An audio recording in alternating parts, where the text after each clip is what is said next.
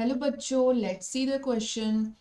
BT cotton variety that was developed by the introduction of toxin gene of Bacillus thuringiensis BT is resistant to insect pests, fungal diseases, plant nematodes and insect predators.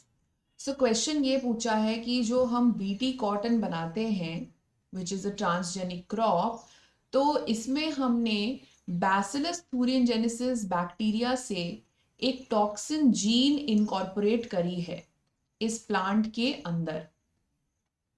ठीक है, तो हमारे जो cotton के plant है ना, इसके अंदर हमने एक टॉक्सिन जीन इनकॉर्पोरेट करी है।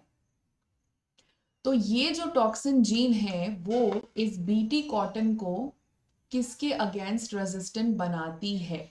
सो ऑप्शंस है इंसेक्ट पेस्ट्स के अगेंस्ट, फंगल डिजीज रेजिस्टेंट बनाती है, नेमाटोड्स के अगेंस्ट रेजिस्टेंट बनाती है या इंसेक्ट प्रेडेटर्स।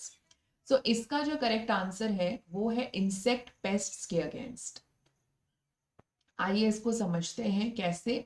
तो इंसेक्ट पेस्ट क्या होते हैं बेसिकली, तो यहाँ पे बहुत सारे इंसेक्ट्स के अगेंस्ट वो इसको रेजिस्टेंट बना सकती है, जैसे कि हो गए फ्लाइज, ठीक है, mosquitoes, then army worm, tobacco bud worm,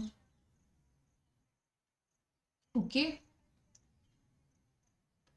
cotton boll worms. So बहुत तरह के इंसेक्ट्स होते हैं जो कि कॉटन को अटैक कर सकते हैं और उनका ईल्ड कम कर सकते हैं। तो ये जीन जब हम डालते हैं इस बैक्टीरिया से, बैसिलस thuringiensis बैक्टीरिया से, जब हम इसमें ये जीन को इनकॉर्पोरेट करते हैं, तो ये जीन जो है ना वो एक टॉक्सिक प्रोटीन के लिए कोड करती है। ठीक है, और वो टॉक्सिक प्रोटीन जो रहेगा ना, तो जब इंसेक्ट इसको खाएगा, मतलब कॉटन पे अटैक करेगा, तो उसके मिड गट एपिथेलियल सेल यानी कि उसके गट में जाकर के वो हो जाएगा एक्टिव, क्योंकि गट में होती है अल्कलाइन पीएच, और अल्कलाइन पीएच में ही ये जो प्रोटीन है ये इनएक्टिव से एक्टिव में तब्दील हो जाएगी। ठीक है, तो जब ये इंसेक्ट इनमें इनमें से कोई इंसेक्ट जो है इसको खाएगा, अटैक करेगा कॉटन पे, तो क्या होगा कि ये एक्टिवेट हो जाएगा ये प्रोटीन, और उसकी वजह से उसके मिडगट एपिथेलियल सेल मतलब मिडगट में उसके क्या होगा, छेद छेद हो जाएगा, यानी परफोरेशंस हो जाएंगी, और इवेंचुअली वो इंसेक्ट मर जाएगा।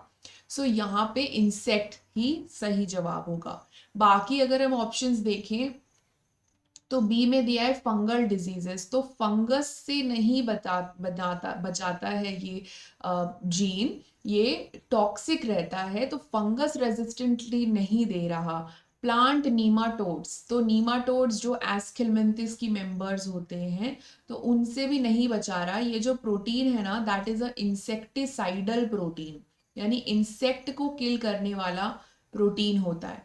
इंसेक्ट प्रेडिटर्स यानी जो इंसेक्ट के ऊपर फीड ऑन करते हैं, तो उनसे भी नहीं बचा रहा है ये। सो बी, सी और डी नहीं हो सकता। The right answer will be A only, insect pests. Okay, all the best.